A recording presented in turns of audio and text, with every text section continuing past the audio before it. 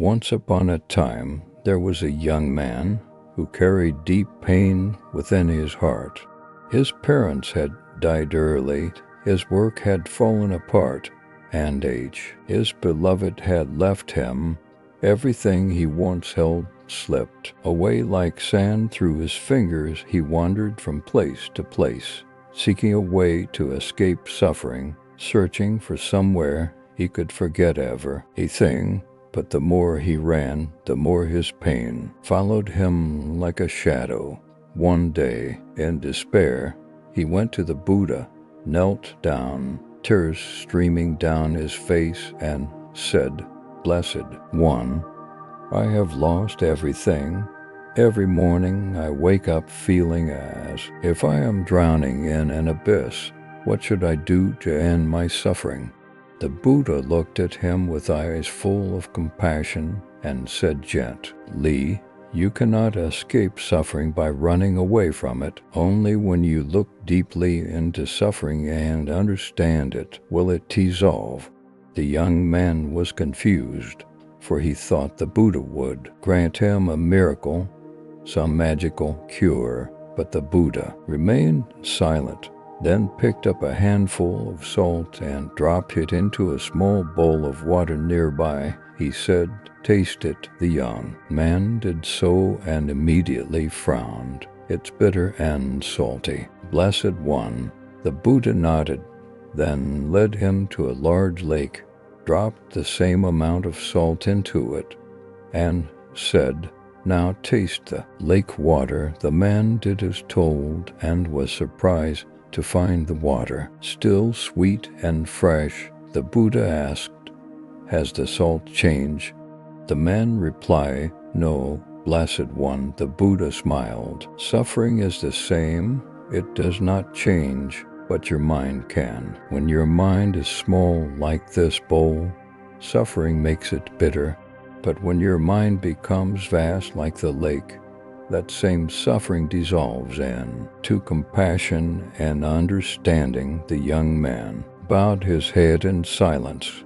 He realized that what he needed was not a life without suffering, but a heart wide enough to embrace it. From that day, he began to live differently. He no longer tried to forget, no longer resented the past. Whenever sadness arose, he simply sighed softly, took a deep breath, and said, "This too shall pass." He sat quietly, gazing into his pain as a mother gazes at her crying child. At first, the pain surged and roared, but gradually it settled, becoming as calm as water after the rain.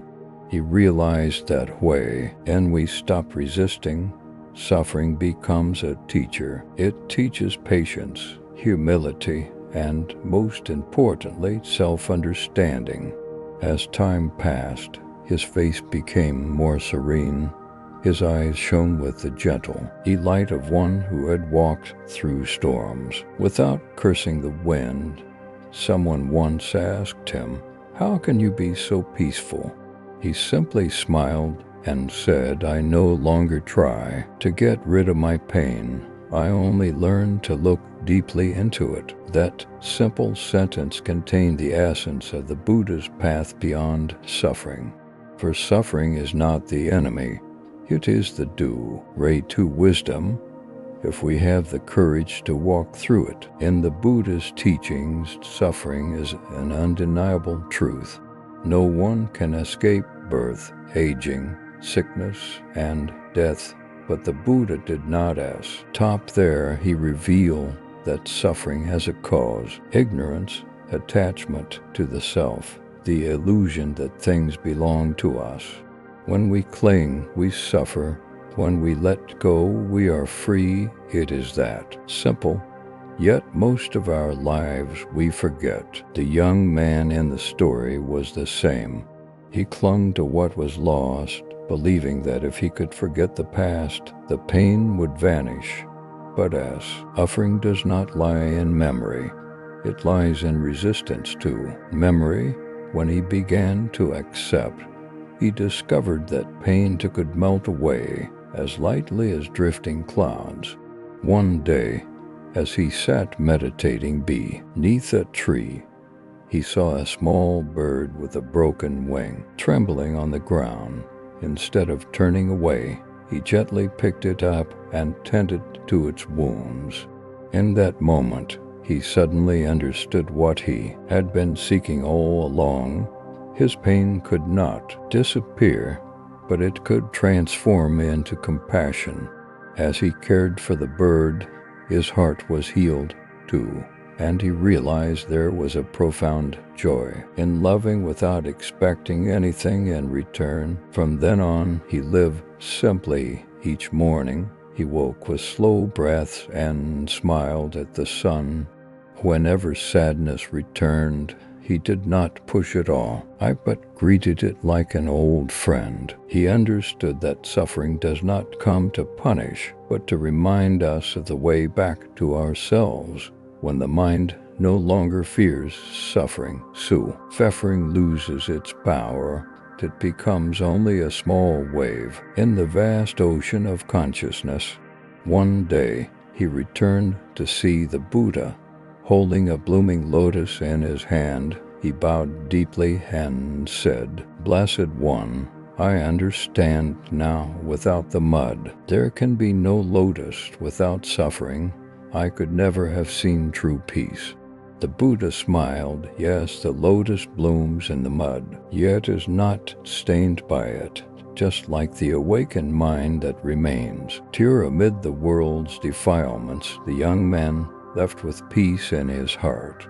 He understood that the path beyond suffering is not about avoiding life, but living in the world with a still heart. When you can look at pain without fear, at loss without resentment, and at impermanence without running away, then, at that very moment, you have stepped into freedom. Suffering is not the enemy. It is the mirror that reflects the ego.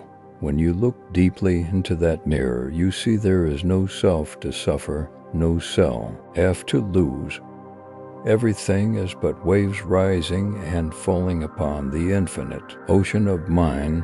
One who lives with mindfulness is no longer carried away by the waves, for they have seen the ocean.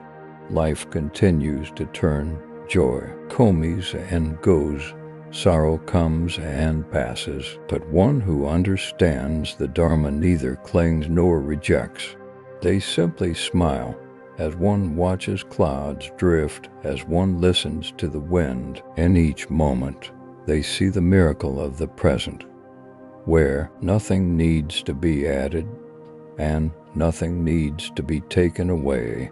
To transcend suffering, therefore, is not to conquer an enemy, but to return to oneself, a mind that knows how to breathe, to feel, to love without attachment.